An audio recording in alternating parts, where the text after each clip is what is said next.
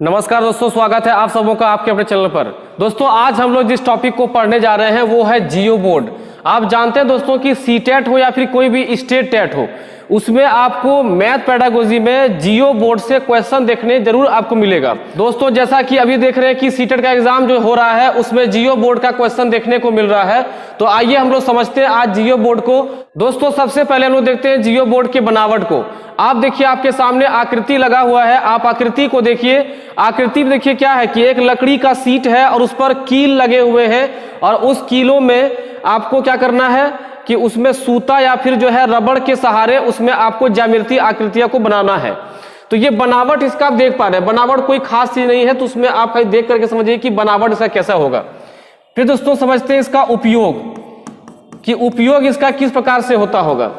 तो भाई अगर हम बात करें उपयोग का, तो प्राथमिक स्तर के बच्चों को जब ज्यामिति का परिचय दिया जाता है, ज्यामिति का पहचान सिखाया जाता है, चाहे वो त्रिभुज हो, वर्ग हो, आयत हो, ऐसे ज्यामितीय आकृतियों को बनाने का सिखाने में जो प्रयोग होता है वह कौन होता है दोस्तों? होता है जियो बोर्ड।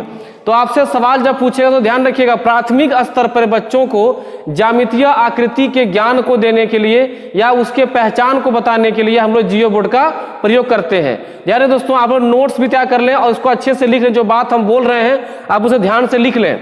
अब आइए हम लोग देखते हैं जियो बोर्ड के उपयोग को। दोस्तों अब हम लोग समझने का प्रयास करते हैं कि जियो बोर्ड में हम लोग बच्चों को किस प्रकार से ज्यामितीय आकृति समझा सकते हैं।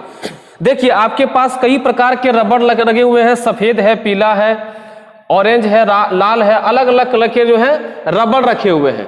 क्योंकि इसमें दोस्तों रबड़ का प्रयोग होता है, रबड़ को आसानी से आप खींच करके जो है आकृति बनाने सिखा सकते हैं बच्चों को। जैसे मान लेते हैं कि हम एक लाल रबड़ लेते हैं और हमने कहा कि भाई आप इससे त्रिभुज बनाइए, तो हमने क्या किया, इसको यहां पर ला करके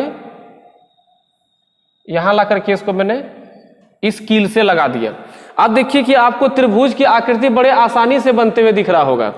अब मान लीजिए कि हमको मन कर रहा है कि नहीं हम जो है वर्ग को बनाते हैं, तो भाई इसको यहां खींच के ले आते हैं, ये यहां चला गया और यहां पर ये चला गया। तो आप देख रहे हैं कि वर्ग की आकृति आपको बड़े आसानी से मिल गई। दोस्तों इसमें आप एक बात ध्यान रखेंगे कि इसमें कीलों के बीच की जो दूरी होगी, ये कीलों के बीच की दूरी हर तरफ से दोस्तों समान आपको मिलेगी।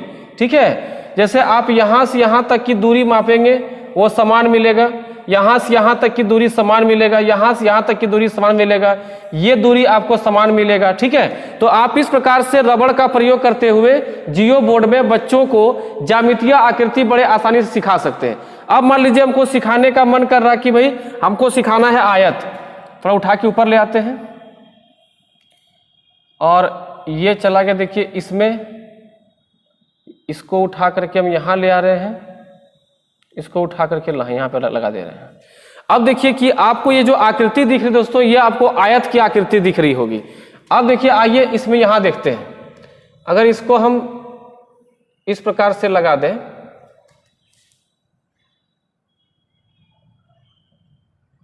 तो देखिए ये आपको दिख रहा है आयत, वर्ग, आयत, त्रिभुज। दोस्तों ध्यान रखना कि आप जियो बोर्ड में वृत्त की आकृति नहीं बना पाएंगे, क्योंकि अगर आप वृत्त की आकृति बनाना चाहेंगे तो वो गोल पूर्णतः नहीं होगा। ऐसी स्थिति में आप जियो बोर्ड में वृत्त का आकृति समझा नहीं पाएंगे। तो आपको बड़े अच्छे समझ में आ गया होगा दोस्तों कि जियो बोर्ड में हम ज्यामितीय आकृति कैसे समझाते हैं।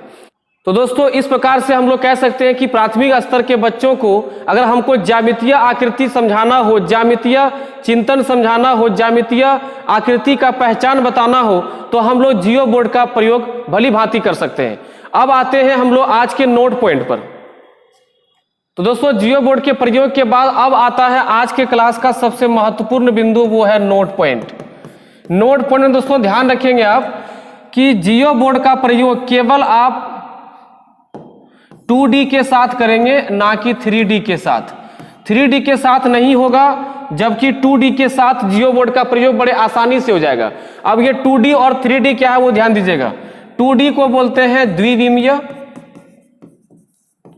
और 3D को बोलते हैं त्रिविमीय।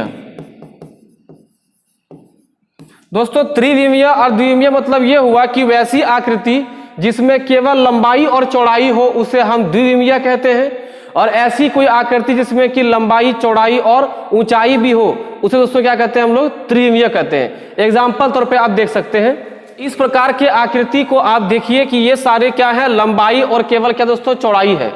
अब आइए देखते हैं 3D में क्या डिफरेंस आपको दिखता है।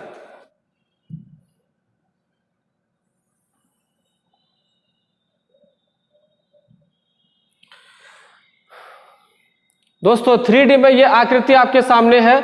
आप देखिए कि इसमें लंबाई भी है, चौड़ाई भी है, चौड़ाई भी है और देखिए ऊंचाई भी है। तो इस प्रकार से आप देख रहे हैं कि वैसी कोई आकृति इसमें लंबाई, चौड़ाई और ऊंचाई भी हो दोस्तों, उसे हम कहते हैं 3D।